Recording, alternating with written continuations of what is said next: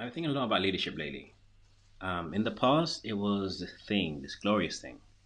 It was positions of power. It was a coveted position.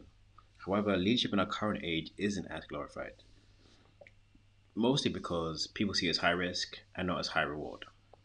However, I feel like the role of leadership is the same, but the requirement and the tutelage that you get has decreased.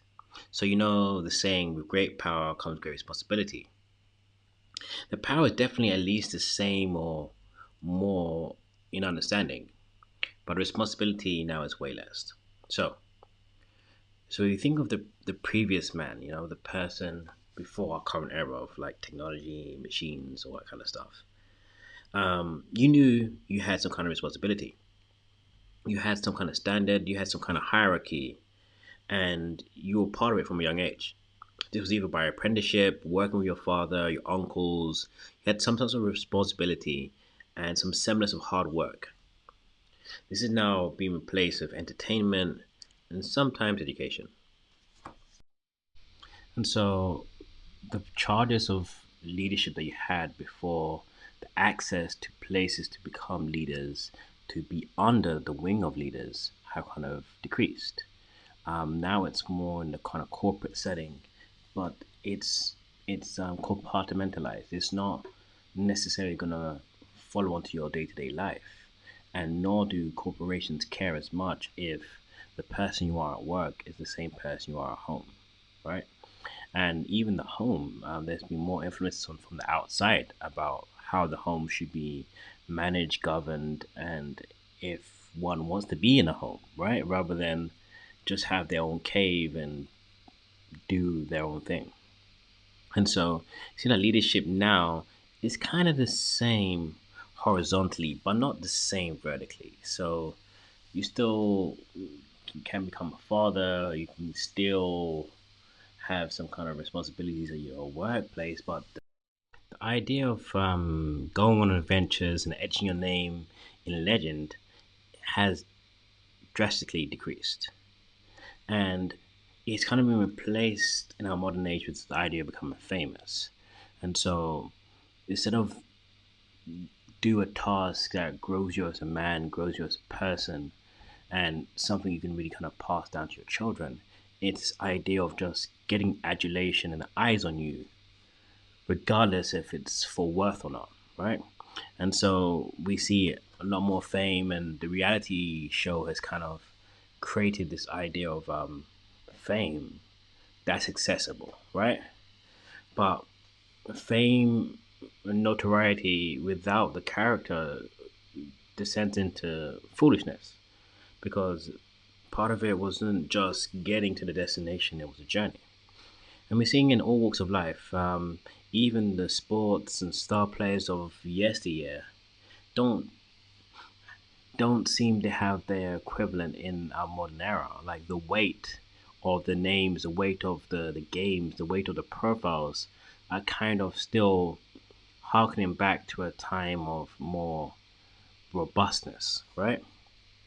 And even now, a lot of these industries are trying to tie modern players to legacy players. And I think it's mostly due to the cost, right? Because the cost to become a legend in our current society is much lower than it used to be. And the price is more obvious and in a sense, more attainable than it used to be, right? The idea that's being sold, and that's why there's so many scams of do this, do that, and you can just make the money and you can have this notoriety, right?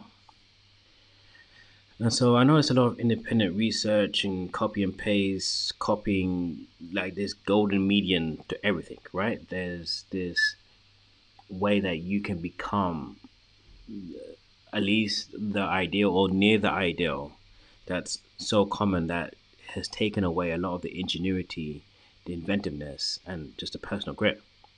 And the first step in leadership is already being cut out for most people because you're already following a blueprint, right? And a blueprint that's ready and that's reinforced by our own society. You may be thinking that's not bad.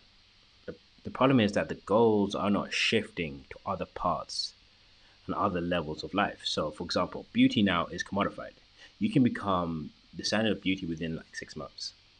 If you're a man, just get hair transplants. You can get surgery, get some implants. You can take some steroids, work out, and in 6 months, like we see in the transformations in Hollywood, you can be a standard of beauty, right?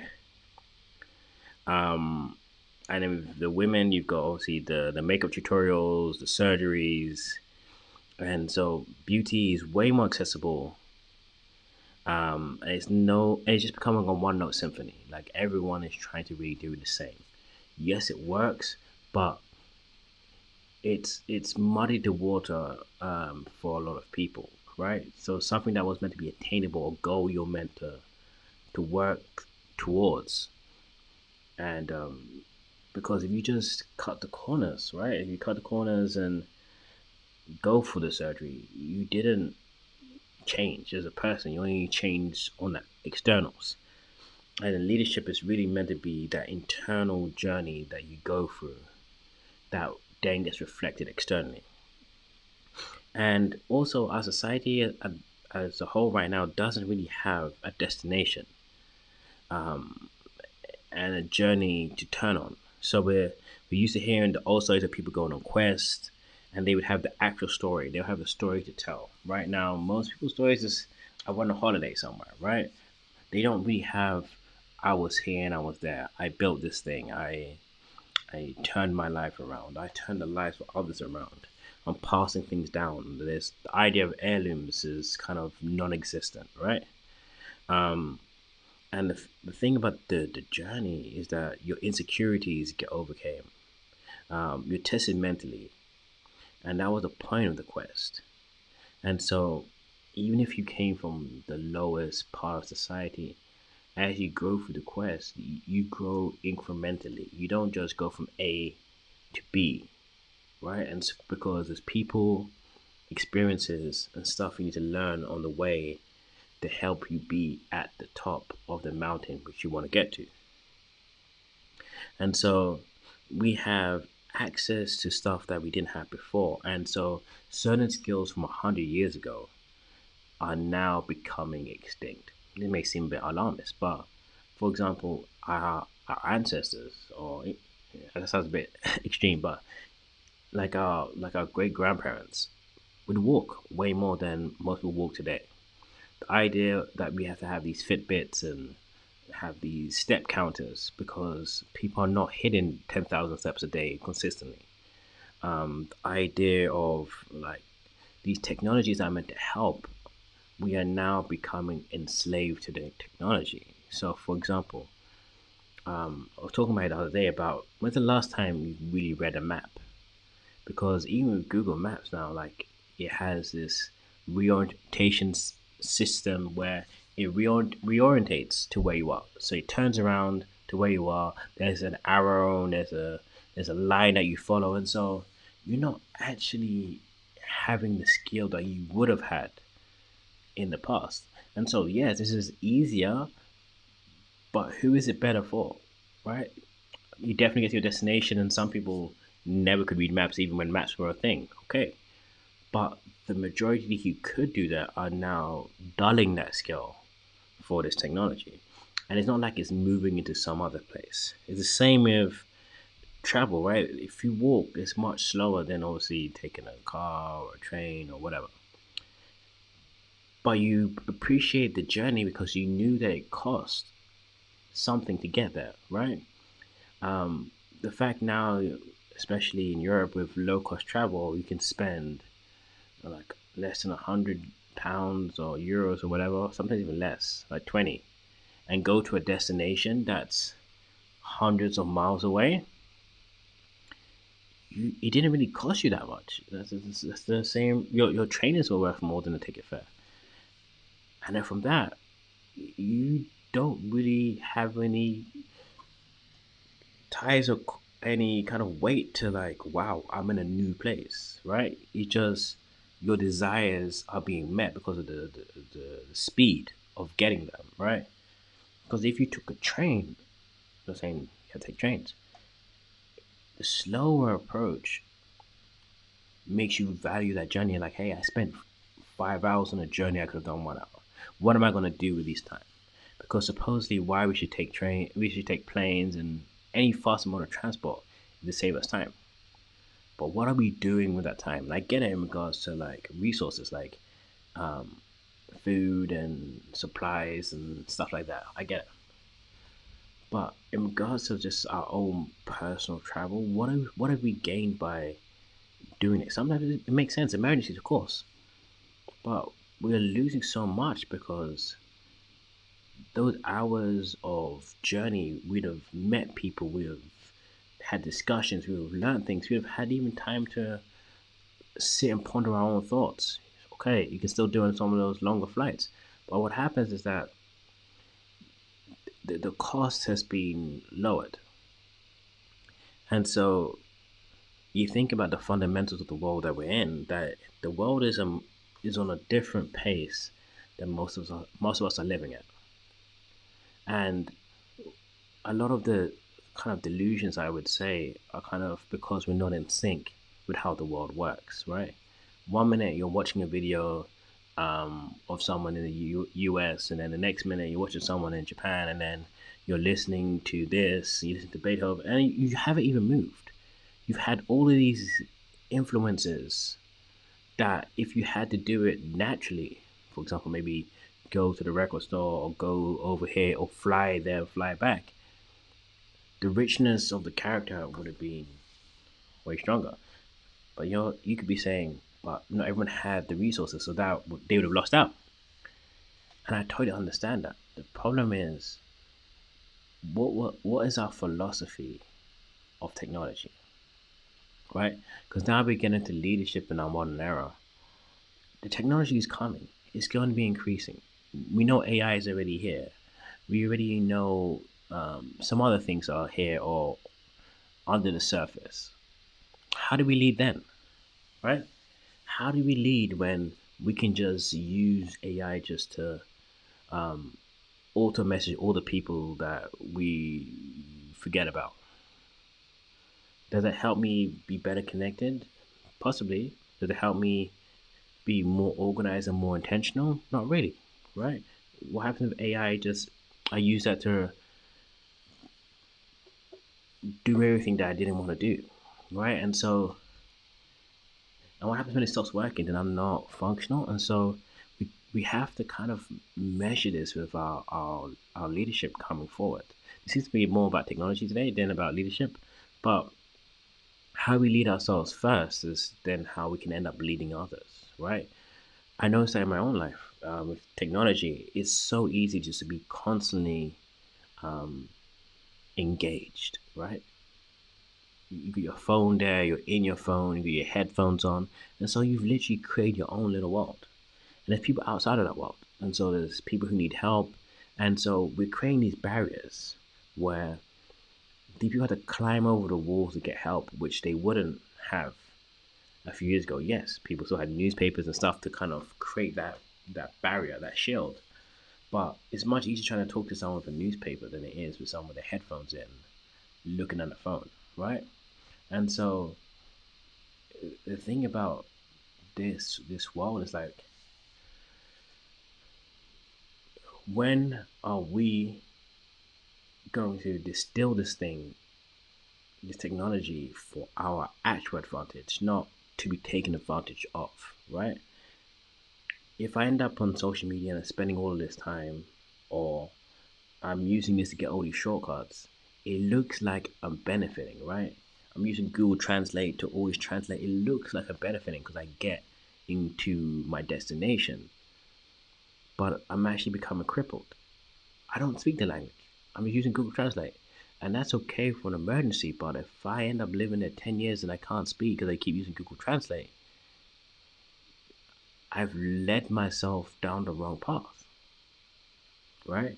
And the point of leadership is to become strengthened, to become more adept and adapted to our scenarios so that we can also be that for others. Because there's always been differences between human beings. It's from the very beginning. This is part of the main issues we have in our society. But it seems like the leadership that we're receiving from others, this technological leadership, is leading us to be bound rather than be free, right? Um, and the way that some of these devices are even set up is that you had to continuously be buying a new one, finding funds from taking funds from real life things like food and water and bills to go buy this device, right? And so how do we take this back? How do we reframe leadership for the modern man? And we see a lot of men retreating, right? Retreating into these caves, these kind of silos away from the internet. But the problem is, where are the spaces that used to exist? The space where you could meet these men who are not online. Because that's the problem back in the beginning, the tutelage. Who is, in a sense, evangelizing that there's a different way, or here are the things that I did wrong. Here's some better examples. Where's the mentorship? And so it's creating this two-way thing where we just getting these token voices, just like it seems like me right now. But my idea is not to really be teaching you, is to put out questions there for you to follow upon. And that was meant to be the beauty of technology, the beauty of access to people that you weren't able to because of geography and location. But now we're inundated with that without a structure of how to use it. How do I use all the knowledge that human beings have ever made at the tip of my fingertips for free? How do I use that? Right? And how is it packaged? Because the easiest stuff is the easiest to get, but it's normally the lowest. Right? So having the fortitude to slug through these well produced, vapid things to the bigger things is part of the leadership and part of your own internal leadership that you then would help others with, right? And so we kind of have to rethink that because becoming at a disadvantage because resilience is birthed in in adversity, in the idea of being without. That's why I really took up fasting as a way of like getting kind of that resilience, spiritual as well as physical, over the body. Because these grander narratives and grander themes that we want to have, and we always blaming other people for not stepping up. But what are the images that we're really shown, right? 24-hour TV, 24-hour food, um, delivery services everywhere, and these things are meant to, in theory, help. But when you're getting notifications to order food over cooking at home, then it's crossed the line, right? And they have to make their business. I get that, but the problem is, what is the aim of their business? Does their business mind taking me off my path for them to grow and succeed? And so I've been thinking about it a lot because a lot of us want to be fathers or are already fathers, and how do we lead when we have all of these voices externally trying to enter our homes via the TV or the phone? And how do we show some that grit that we just were handed to us, right? Before it was just there was no smartphone like 20 years ago, so you had to just remember and figure it out. We're losing some of that, right? And this idea of like being kind of coddled that we can't do this, and so we're learning more and more that we're not capable and somebody else is, and this kind of, in a sense, voyeurism to be constantly watching other people be able to do it. And I've been consuming a lot of like self-help, in a sense, information, but none of the self-help doesn't reflect back to you. It kind of is this performative arts where you're constantly feeling like you've made a difference, but you're not really getting the blueprint to kind of do it yourself. Because the goal really of the tutelage is that you're no longer a student.